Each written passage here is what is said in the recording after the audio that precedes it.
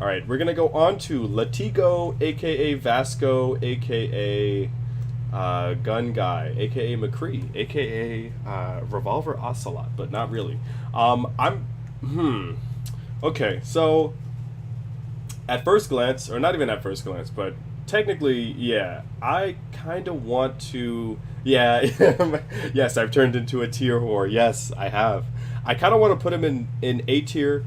I'm conflicted on putting him in B tier, but if I do put him in B tier, then I'm just gonna have to give him a long explanation as to why he's in there, and I think that that's kind of gonna be where he's gonna stay for now. Now he might move up, but thematically, not thematically, gameplay wise, this is where the controversy lies in regards to Latigo. So, high damage, high combo potential, gains you pretty much like the fastest super meter aside from like Zebe, I think, and Tungar. Like I think out of these three characters, like they get you the most combo potential, or rather the most super meter out of all of the characters in this list. His level 2 increases his attack and also increases the combo or meter gain. The problem therein lies in his gameplay, and it's not because it's hard, it's just because he is a character that you need to be logically aware of. So he has 6 shots. He only gets 6 shots, and then after he takes his 6 shots, you need to actively reload his gun. So if his gun was automatic, like if his gun automatically reloaded, I would put him up in triple S tier, because I feel like he is a character that can also kind of like really dominate any field. The only problem is that you need to, as a player, be aware of like, okay, how many shots did I use? Did I reload? If I reloaded, can I use my level 2? Because level 2 also reloads for you. And I'm doing a lot of like gun movements here, right? I really am gonna get banned. But but I think it's just that thing. I think in regards to Tungar and Zebe, and even Razmi and Nuna and Kadira, like all of these other characters on the list so far are easy to get into. Latigo has he has the combo potential and the power for it. It's just, as a player, you just need to be aware of it. So if you are that type of player that is meticulous, and you will be aware of like each of your characters, because you're controlling 4 characters at the same time, and you need to not only be aware of like where they're attacking, but also which character is being attacked and how to block and all that extra stuff. It's like, for me personally, I'm just like, okay, that's way too much. I just want to set up my stuff and then like violate afterwards. It's like if I need to like, think about when I want to violate, then I'm just like, all right, no, that's too much strategy here. So for other people, maybe it's easier, but for me, I think it's one of those things where it's just, I can see it again, because I'm thinking later on in game you're going to be swarmed with enemies, and it's going to be one of those things where you're just going to have to like think quickly on your feet, and as a character, he's just going to be one of those things that's going to be a bit harder to sort of maintain and manage as you're being swarmed by a bunch of enemies.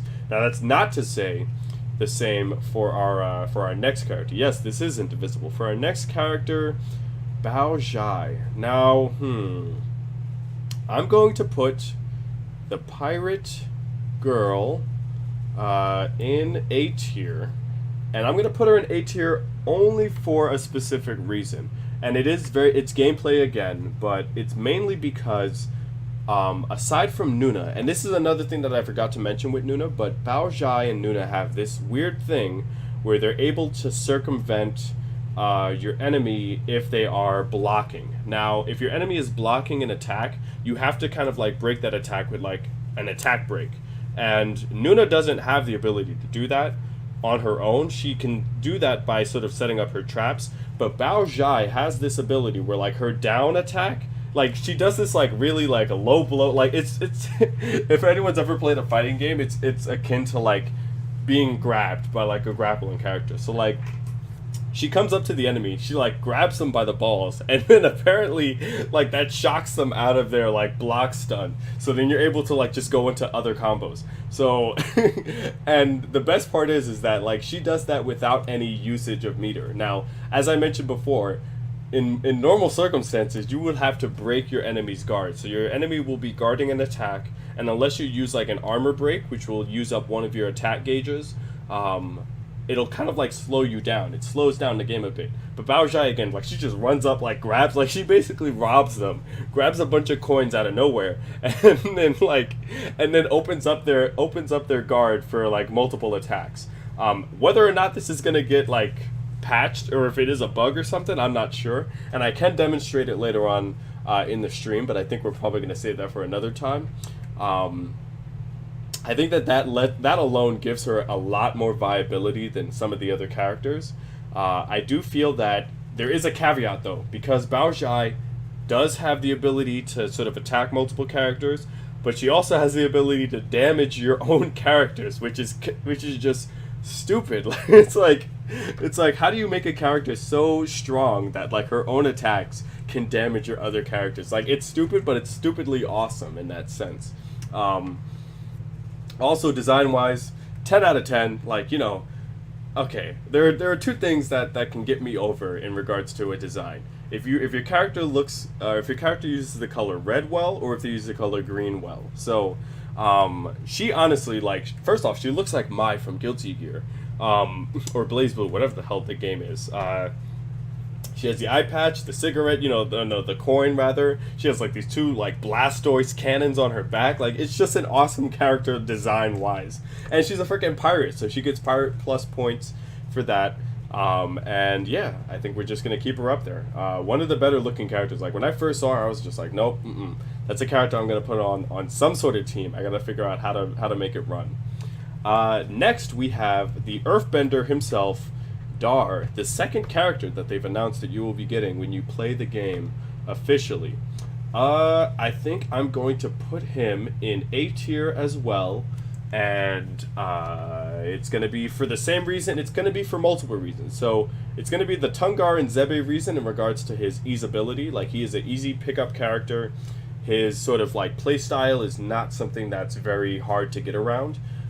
He basically just attacks multiple enemies, and then he can add more damage to his attack by stabbing his like sword into the earth, which basically absorbs the rocks from it and then allows him to like swing more rocks and like add more damage. He's basically an earthbender, like by all capabilities of the word. Design wise, he looks pretty badass too. Stone swords, like, stone is one of those things that I think, aside from Avatar, it's very hard to like get someone over on the power of like controlling dirt. And that's not that's a difference from like dirt and grass and like plants and whatnot. Like, I'm saying your character can throw rocks. It's like, okay, unless you're Doctor Doom from Marvel 3, it's like throwing rocks is not like an awesome type of move. But or an Earthbender, it's like, unless you're Toph or Doctor Doom, like those two, like throwing rocks is reserved for those types of characters. But Dar makes it look badass, and his sword design, his character design is actually really awesome. Again, ease of accessibility, combo potential is up there. His super moves at least are kind of all the same, which is kind of whack. But I do admit that if they do more damage, or if they're allowing you to sort of edit some of these things in game, then I think that he's going to be a character that's going to probably stay with you for like the majority of the game. I don't really see a reason to switch him out, only with the exception of maybe the next two characters, and again, if you want to just like body everybody by running Nuna. But that's going to be up to you guys. Moving on to our main character, and you're noticing that this list is going to be very biased against my triple S tiers, but I'm going to keep Ajna in A tier as well, and I'm going to keep her in there. I'm keeping her in A tier just because she has multiple abilities and multiple usage, and she's the freaking main character, which means that you're going to be using her. No one in D tier, not yet. Like, it was a hard gamble. I was struggling between putting Kadira in C or D tier. I'm keeping her in C tier only because of her color scheme. I said, like, you know, the only things that win me over are the color red or the color green, and she has a shield, and I'm like, you know, defensive based weapons being used in combo rigged. It's rigged. Maybe I should put her in D tier just to make it seem like, you know, okay, we're actually being fair now. Yeah, like I said, I might switch it up. I feel like, you know, if I do put her there, then I'm bringing this man down, and I'm bringing him down to C tier. If that's what we're doing to make it like, you know, just a bit more even, then this list is gonna look like this more or less.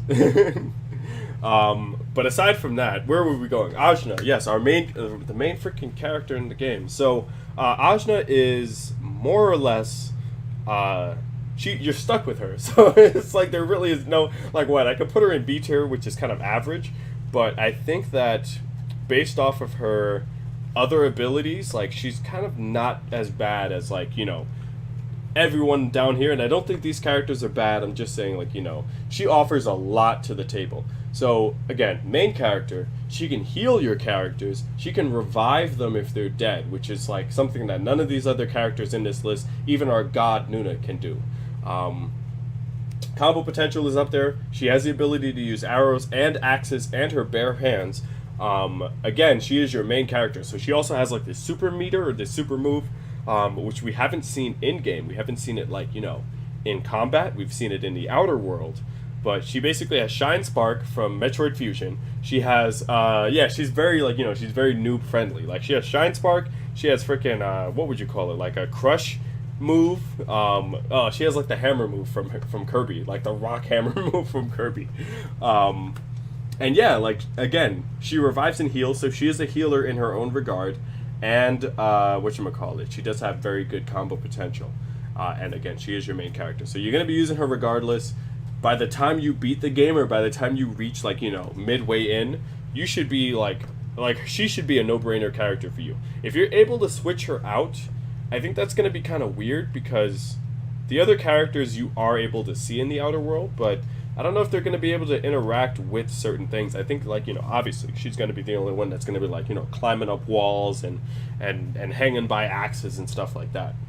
But yeah, I think in regards to this A tier, for the other abilities, design-wise, awesome. Like, from the start, she always looked awesome. She has this other, like, Super Saiyan mode, which was even better. Yeah, all-around great character.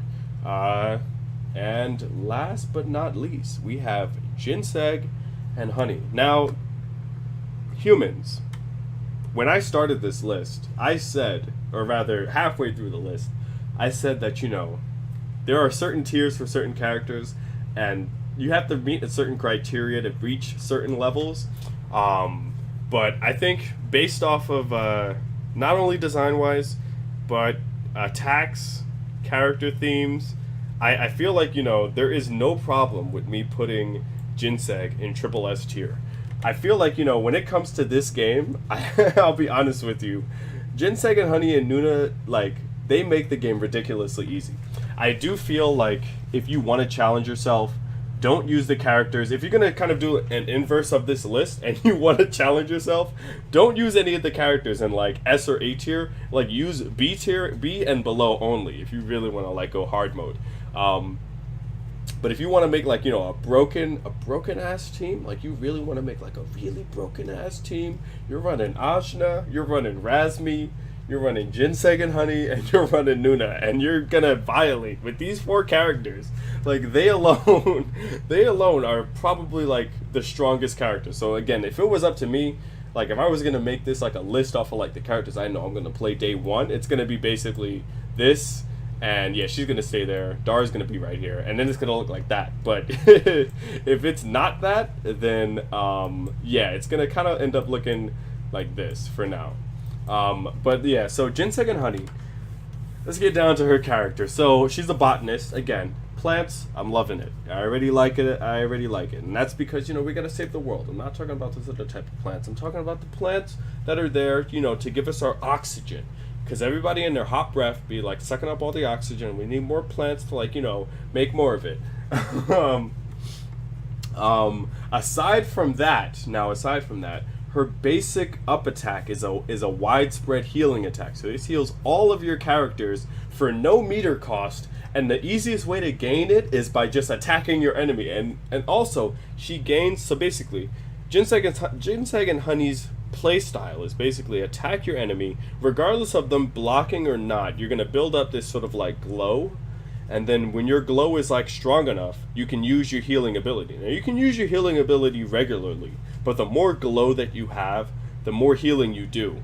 And that alone is like really like reliable. But it also is better because aside from her, Razmi is your other healer. Razmi and Ozma can heal, but they can only heal with your meter-based attacks.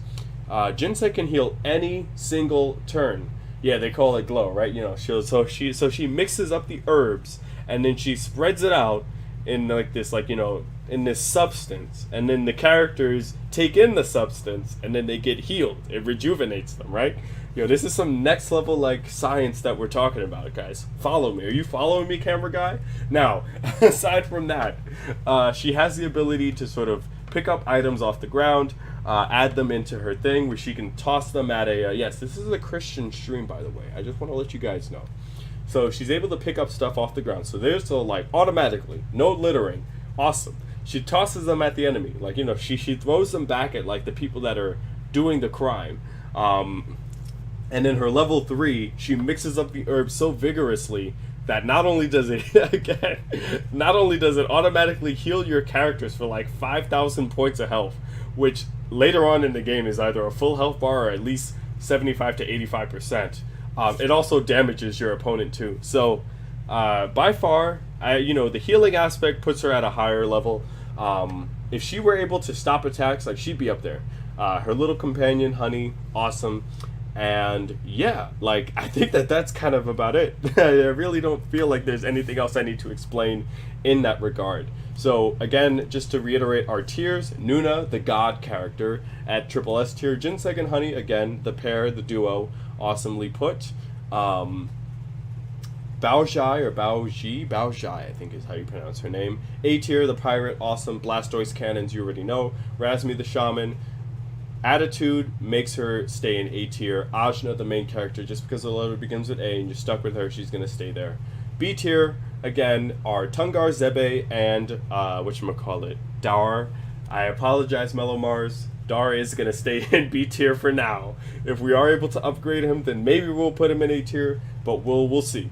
Talking about C tier, Latigo, aka Vasco.